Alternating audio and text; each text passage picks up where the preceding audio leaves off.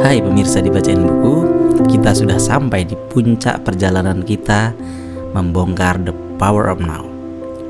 Kalau di bagian sebelumnya kita sudah belajar menghadapi pain body dan membungkam suara berisik di kepala. Hari ini kita akan membahas sesuatu yang akan mengubah pandangan kita tentang arti hidup, yaitu inner purpose versus outer purpose.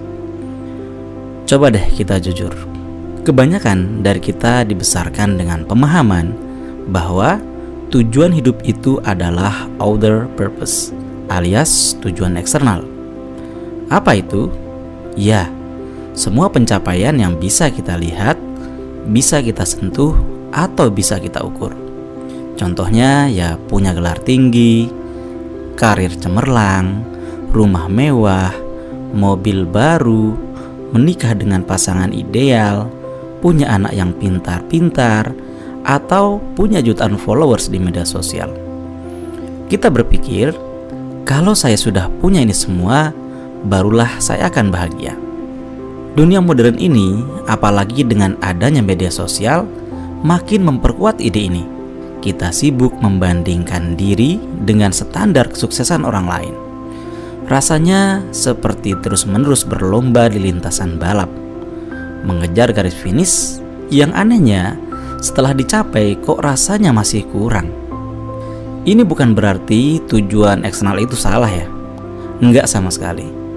Tapi Toll bilang kalau ini jadi satu-satunya fokus kita akan terjebak dalam siklus pencarian yang tak berujung dan akhirnya merasa kosong.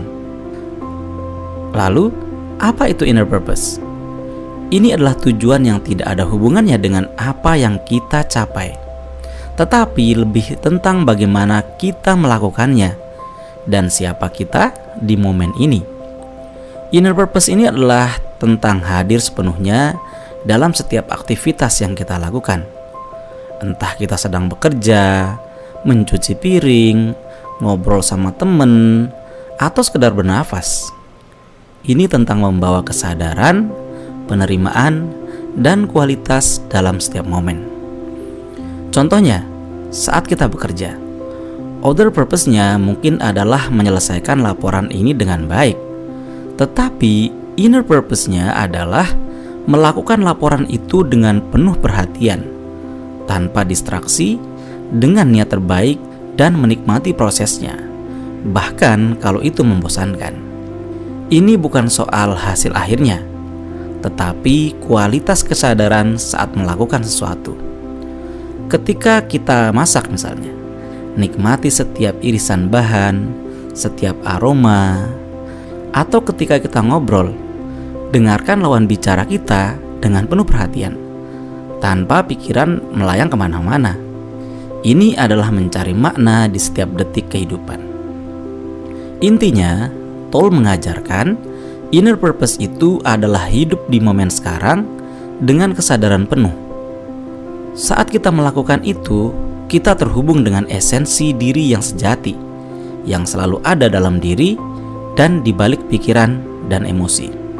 Lalu, apa hubungannya inner purpose dengan outer purpose?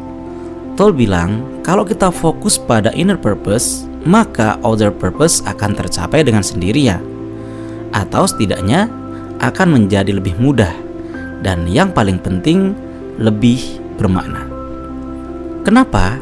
Karena ketika kita melakukan sesuatu dengan kesadaran penuh, kita jadi lebih efektif, lebih kreatif, dan lebih menikmati prosesnya. Kita nggak lagi merasa tertekan, tetapi justru termotivasi dari dalam. Misalnya, kalau outer purpose kita adalah membuat channel YouTube yang sukses, inner purpose-nya adalah membuat setiap video dengan sepenuh hati, menikmati proses riset, menulis naskah, merekam, dan mengedit dengan niat berbagi insight terbaik. Ketika inner purpose kita kuat, kita nggak akan mudah goyah oleh hasil atau kritik.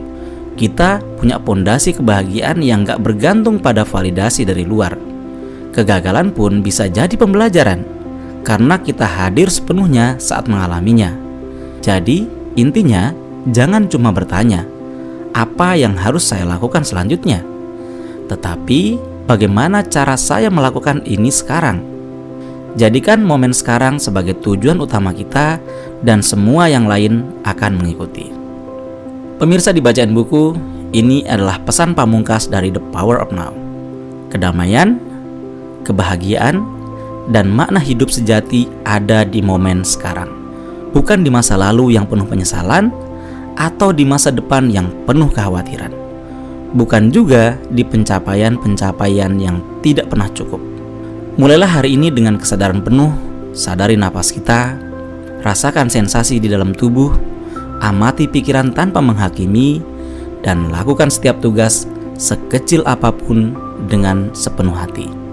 Ingat, kita adalah kesadaran itu, bukan pikiran, bukan emosi, dan bukan pencapaian kita. Kita adalah kehadiran yang ada di sini dan sekarang. Dan disitulah letak kekuatan yang sesungguhnya. Terima kasih sudah membersamai perjalanan kita membedah buku yang luar biasa ini.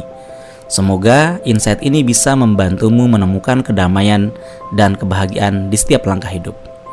Jangan lupa like video ini kalau kamu suka, share ke teman-temanmu yang butuh pencerahan tentang tujuan hidup, dan jangan lupa subscribe channel Dibacain Buku biar nggak ketinggalan bedah buku inspiratif lainnya. Sampai jumpa di video selanjutnya. Terima kasih.